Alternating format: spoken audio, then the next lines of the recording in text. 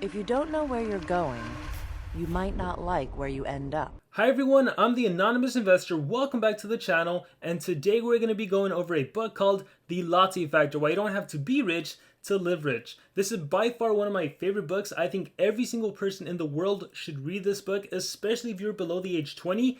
You are so fortunate to be watching this video. Hopefully, I encourage you to watch this video all the way through the end, and I even encourage you to read this book yourself. It's a very short read. You can probably finish it in like 90 minutes to 2 hours, so definitely get this book. I'm not going to try to spoil so much. I'm just going to be going over the main points. This is a series I want to do in my channel where I go over books I've read and just give you the nuggets of wisdom that I picked out from these books. So, The Latte Factor. What I love about this book is that it is a book on financial education. However, it's not so dense. It's not like you have to learn the stock markets. You don't have to learn fundamental analysis, technical analysis.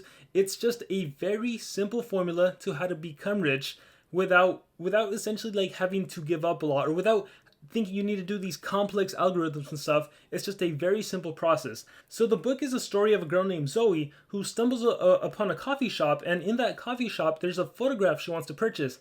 However, that photograph costs $1,200. Okay guys, that's an expensive photograph. So at the same time, she has an opportunity to move up to a different job and get paid more. Well, she goes to talk to her boss about it. However, she's not able to tell her about the new job, but she does tell her about the photograph, and her boss suggests that she actually talks to a man named Henry, who's later revealed to be the coffee shop owner. So when she goes to talk to Henry, one of the things that stands out to me is that he looks at her, and at the coffee shop she bought a latte, hence the name The Latte Factor that comes into the play later.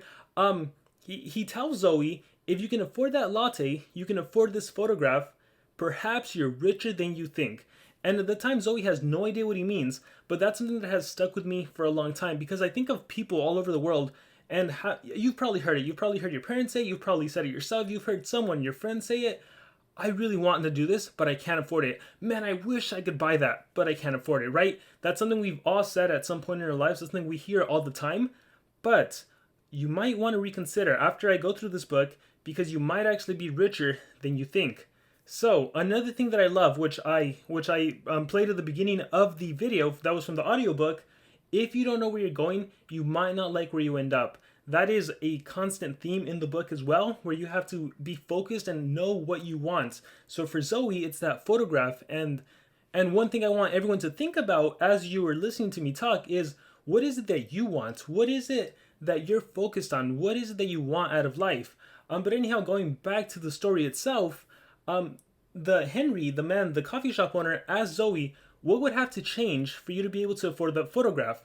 And what do you think her answer was? I'll give you guys like 3 seconds to think about what her response might be. She immediately answered, well, that's obvious. I need to make more money. And once again, how many times do we hear that? How many times do we hear, well, if I only had a better job, if I only got paid more, if I only made more money, I wouldn't be in this problem. And this is when, I love this part. This is when Henry tells her, can I ask you a question? How long have you been working at your current job? And she says, oh, about 6 years. And then he says, well, you seem like a bright, nice young lady. Have you gotten a raise? And in fact, she was promoted 2 years earlier. And then he asks, this is where he drops like a bombshell to me. Maybe it's not as glamorous to you guys, but he asks her, are you richer now than you were 6 years ago? And she's like, no, she's not. And how does that make any sense, right? If according to her, the solution is to make more money, well, she did get a raise. She's been working there for 6 years. It would make sense that she is richer now than she was 6 years ago, but she's not. And then he gives a really good allusion to how money is basically like a boat and a tide. Earning is a tide and spending is a boat. So if your earning goes up, the boat goes up. If your earning goes down, the boat goes down. So essentially, getting more money is never a solution, because what tends to happen when people make more money, they spend more money. It's called lifestyle inflation. So everyone that says, oh, if I only had more money, all my problems would be solved, that's probably not the case. If you had more money, you'd probably spend more, and you'd still be in the same situation, maybe even worse, because then you could lose your job and who knows what could happen. So I really like that part of the book. So then he goes on to tell her that there are 3 secrets to financial freedom. And one of the things I likes is that there's this imagery of he essentially like draws a clock for her, and he's like, tell me about your day. And then so she does, and he says, okay, from 9 to like 11:30 or 11, all the money you make goes to taxes. And then from 11:30 to 2, it goes to rent. From 2 to 3, it goes to transportation. From 3 to 5, it goes to everything else, groceries, eating out, utilities, everything else. So somewhere in all that time, people try to find money to save, but usually they don't. And if they do, they probably go out and spend it on something else. So the first rule to financial freedom is to pay yourself first. And so that's something maybe everyone has heard. We all know what it means, or at least we think we know what it means. So when I ask you guys, pay yourself first, that is the first rule to financial freedom. What do you guys think it means? Even comment below. You can edit it later. What do you think it means to pay yourself first? Because Zoe gave an answer, and Zoe's answer was, oh, I know, the first person I should spend money on is me. And that's when Henry is like, nope, that is wrong. That's what most people think, right? Most people think, oh, pay myself first. I got to go spend money on me. I got to go buy that new thing I wanted. I got to go get whatever. That's not what pay yourself first means. What pay yourself first means is invest in yourself first. Actually keep the money. Don't go and spend it on something that is just like for immediate gratification. Pay yourself first. Put the money away. Put it in a retirement account. And then this is where probably like you may have seen this in other videos or in other parts of your life. If not, this is probably the most important thing, and I'm going to be making a later video on this. We get introduced to the concept of compound interest. The seventh wonder of the world, compound interest. It is amazing. So he takes out a $5 bill and he says, okay, $5 a day. If you were to save this every day for a week, how much money is it? Well, 5 times 7, $35. So roughly around $150 a month. Let's say you were to put this money in a savings account, an investment account that grew 10% per year. So I'm not going to get into what is compounding or anything like that, like the in-depth explanation, but just hear me out on this. So if you were to put $5 a week away, say $150 per month, 10% per year, the first year with compound included, the first year of doing this, you would have $1,800. After the third year, you'd have around $4,000. After the fifth year, you'd have $11,000 in your account. After the 10th year, $30,000. After the 15th year, $62,000. By the way, I'm rounding for all of this. After the 30th year, you'd have $340,000. I should have mentioned that he asked Zoe, like, how much money do you think you'd have after 40 years? And she's like, I don't know, like 100,000 or something. And then this one, he's like, okay, after 40 years, you would have $948,000, almost $1 million, just by putting away $5 a day. Okay, so if you're hearing this for the first time, and I rounded the numbers, it should be mind-blowing, right? The fact that every single day you can decide, I'm gonna put this money away for future me, and when it's like 40 years later down the line, future you would have $1 million saved. And I don't want to get in and confuse anyone. I will be making videos about this later on in the channel. Specifically, there's a difference between a Roth IRA and a traditional IRA or a 401k.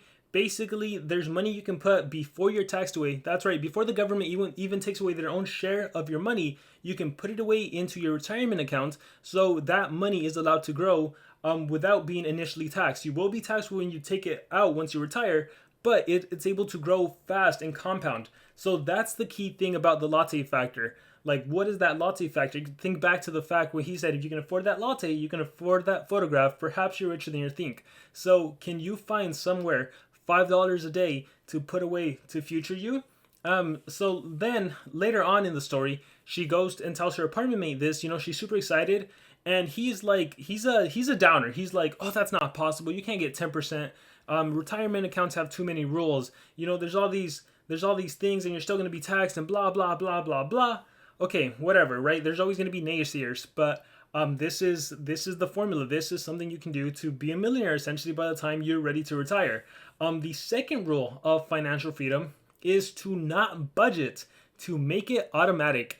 And that might seem contradictory, right? Like, why wouldn't you budget? Isn't that what you're supposed to do? Put out the money in an envelope. This is for entertainment. This is for groceries. This is for utilities. No, the issue with budgets is that we are humans. We don't want to be restricted. We want to be able to spend on whatever we want to spend on. We want to be able to do whatever we want to do. So the issue with budget is that restrictive nature makes it so hard. It's the same thing with like trying to diet, and it's like, oh, restrict yourself on what you can eat. So I really like this secret. Don't budget, make it automatic. Once again, going back to a retirement account, if you work for a company, a business, basically they can take money out before you get your paycheck. They can take the money out and just bam, it's put away in a retirement account. I have a 401k, so that's how it works. So I like this because they even explain how that's essentially how it works, right? Look at Uncle Sam.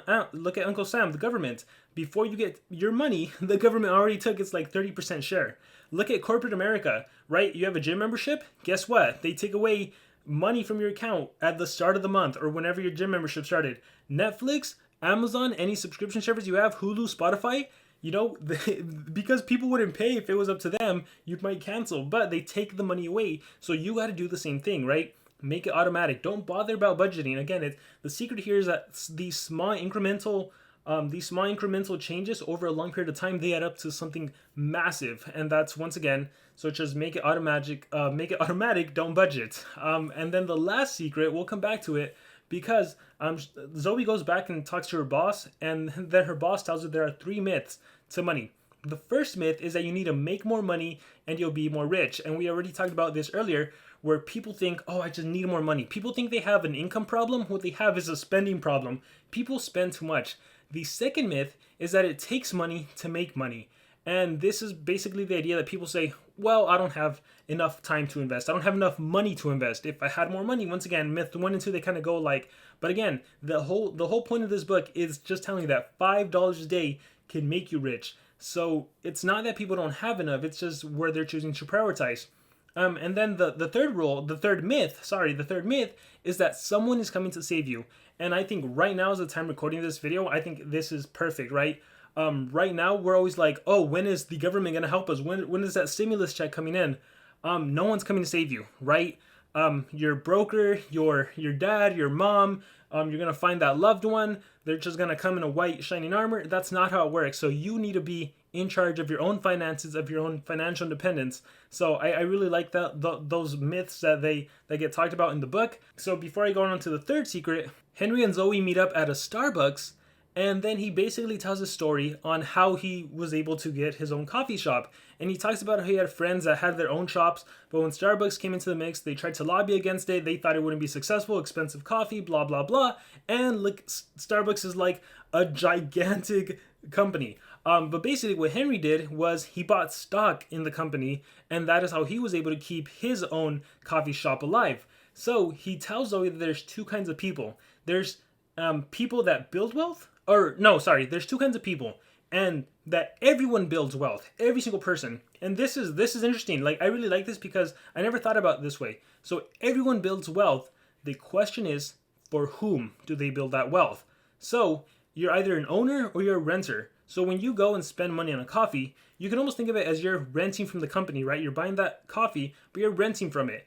If you own stock in Starbucks, then you own a piece of the company. So whenever someone is actually spending money on the coffee, it's almost like they're paying you a rent, like 0.0000001 of that coffee they bought. So I really like this. This actually got me to invest $5 a day into Starbucks coffee, and I'm going to be making a video about that soon, just to show you guys where if you were to not spend coffee, for those of you that are coffee spenders, specifically Starbucks, if you were to instead not spend money on Starbucks, made coffee at home, and diverted that money to Starbucks stock just $5 a day, what can happen? And you're going to be amazed. It's been quite an interesting journey. So yeah, this is a kind of book that just gets you thinking. And and it's not about like depriving yourself. It's not about like, oh, so I have to starve myself, I can't eat out anymore. It's nothing about that. I do really recommend you purchase the book, because there is this really cool part in the book where Zoe finds out where if she could only save like $25 a day until she retires, she can retire with like $4 million. And her whole thing is like, how am I going to get $25? Where am I going to find the $25 to save? And then Henry sits her down and is like, okay, let's see. You bought that latte, that's $4.95. You bought a muffin, that's $2.75. You get organic orange juice, you get lunch, and it's $14. And by the end of it, it ends up that she is spending $30 on just like these meaningless things where she could be bringing her home. Like, it's such a good book. You guys need to read this book. I completely forgot. The third rule, I believe it's to live rich now. And that goes once again to kind of how I started off the video. You need to figure out what matters the most, and you need to follow that. right? And you need something that gives you meaning, something that gives you purpose. Otherwise, there's no incentive, right? Like if you don't have that motivation, that purpose to push you forward, then you won't really be motivated to do any of this. But without wanting to say any more or ruin the book, I think I highlighted the main points. Once again, this is the Latte Factor. It's by far one of the best books. It's one of the best investments you can make, I think. It's not an expensive book. Once again, you can finish in 2 hours, but the knowledge and wisdom you'll gain from this book will pay for itself so many times over. So if you do want to pick up the book, there's a link in the description. I highly recommend it. If you have any thoughts about it, if you've read the book, let me know your thoughts on the book. Again, this is one of my favorites. I think this, if you're a parent and you're listening to me talk about this book, if you have a child, you should 100% give them this book. Again, it's not a dense, annoying book. It's such an easy read, because it's just a story that I think a lot of people can relate to. It's just a really good book to get people interested in financial education. And with that being said, I hope you all really enjoyed myself going over this book. I plan to be doing more of these videos where I talk about different books and what important pieces of information I got from the books. Please let me know what you thought about the overall video in the comments below. And remember to never stop learning.